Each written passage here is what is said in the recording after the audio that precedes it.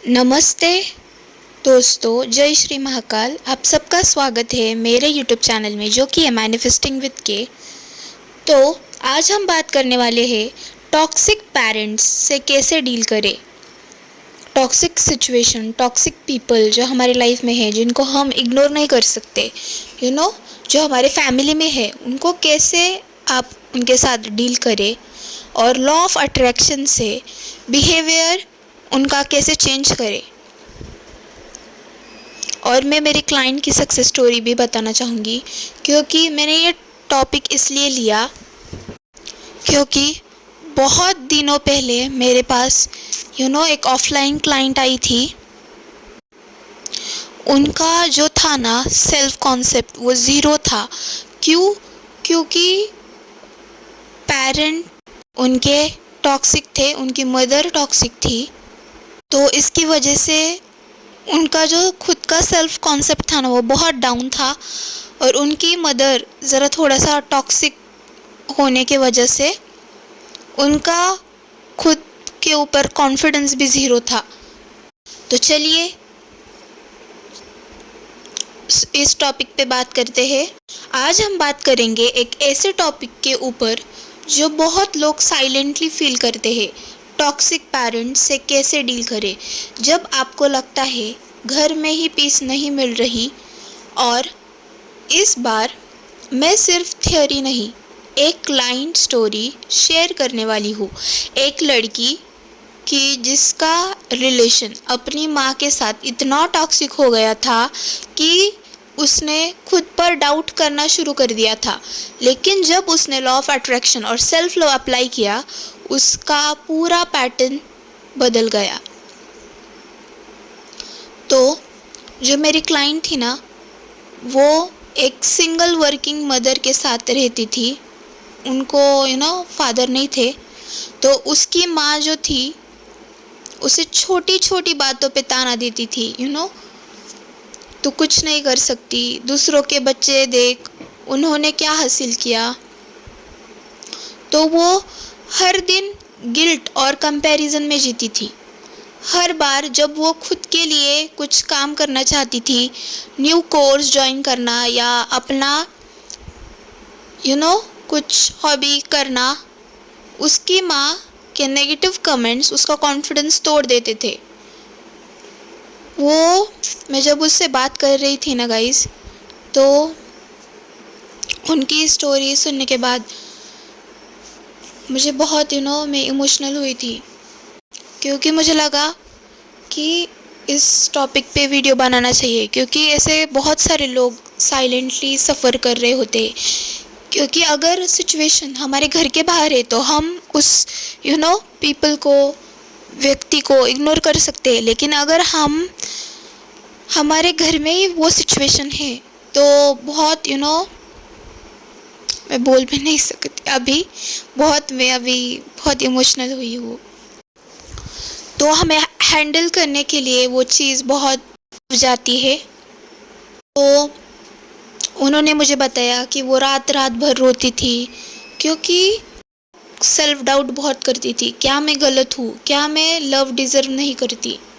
उसके अंदर एक इनविजिबल एनर्जी ब्लॉक बन गया था, आई एम नॉट इनफ। और ये वाइब्रेशन यूनिवर्स में जा रही थी। रिजल्ट हर जगह रिजेक्शन, डिले और लोनलीनेस। ये जो स्टोरी है ना, ये बहुत इमोशनल है। क्योंकि इस दौरान जब हम छोटे होते हैं तो हमारा पहले जो हम बोलते हैं गुरु, टीचर, हमारे पेरेंट्स ही होते हैं। हम उनको ही देख के सब सीखते हैं। तो जब मैंने ये केस नोटिस करी तो उनका सेल्फ लव ज़ीरो था, क्योंकि उनको सजना धजना भी पसंद नहीं था, खुद के लिए भी नहीं था। तो इसके लिए उनकी हेयर फॉल ज़्यादा था, बॉडी वेट ज़रा थोड़ा सा ज़्यादा था। वो खुद के ऊपर ध्यान ही नहीं देती थी। तो मैं ये नहीं कहना चाहूँगी कि इसमें गलती पेरेंट्स की है। पेरेंट्स भी ह्यूमन ही है।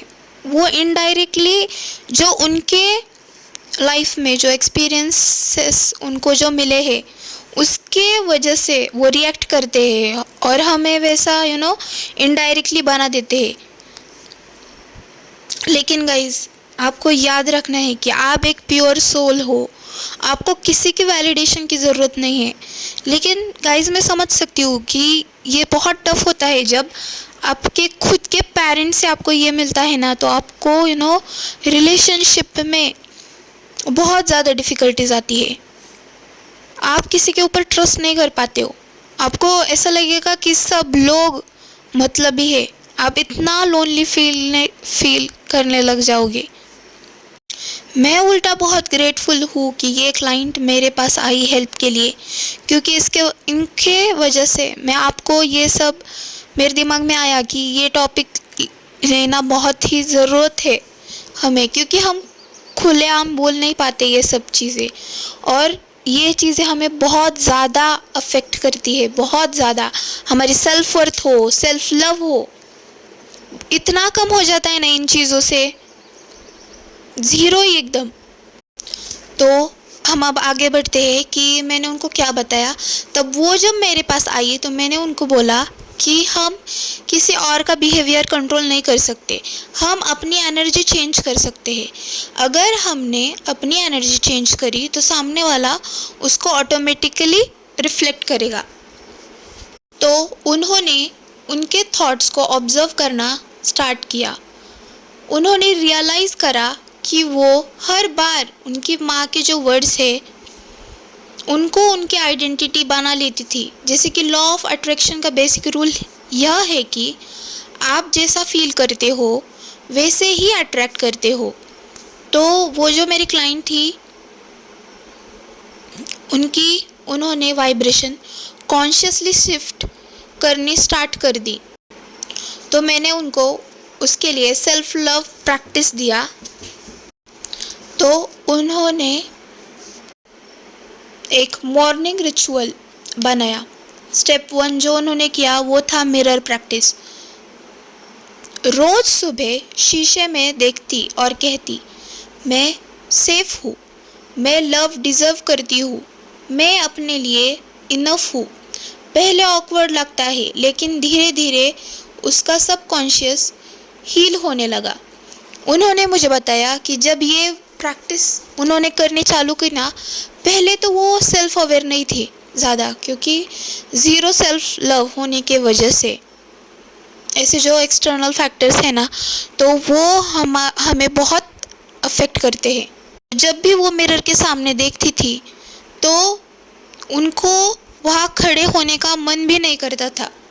मैंने उनको बोला, और जब वो ऐसे बार बार अफर्मेशन करने लगी मिरर के सामने खड़े रहकर, तो उनके आँख से ऐसे आंसू बहने लगे। ये उन्होंने मुझे खुद बताया है।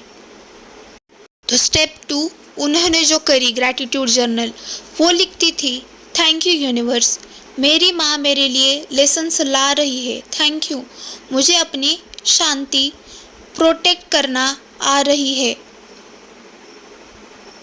Step 3 reaction shift.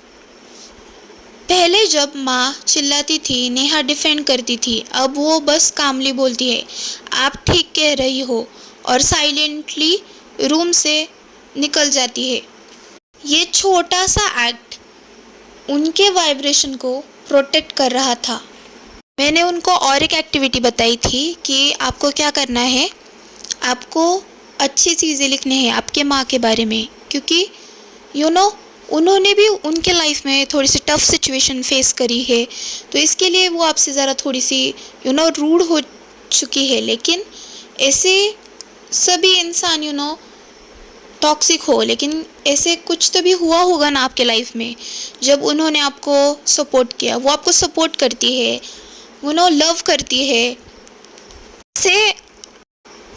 ऐसी 10 अच्छी चीज़ें जिसे आप अप्रिशिएट करते हो, ऐसी 10 चीज़ें आपके माँ के बारे में लिखो जिनको आप अप्रिशिएट करती हो।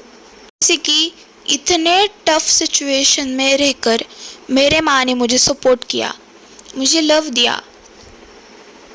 उन्होंने एक हफ्ते के अंदर ही नोटिस किया कि उनके माँ ने ताने जो वो देती थी उनकी इंटेंसिटी कम हो चुकी है, वो खुद अंदर से पीस फील करने लगी है। तो उन्होंने मुझे कहा, मेरे क्लाइंट ने, मैंने अपनी माँ को बदलने की कोशिश नहीं की, सिर्फ अपनी वाइब्रेशन बदली और सब बदल गया।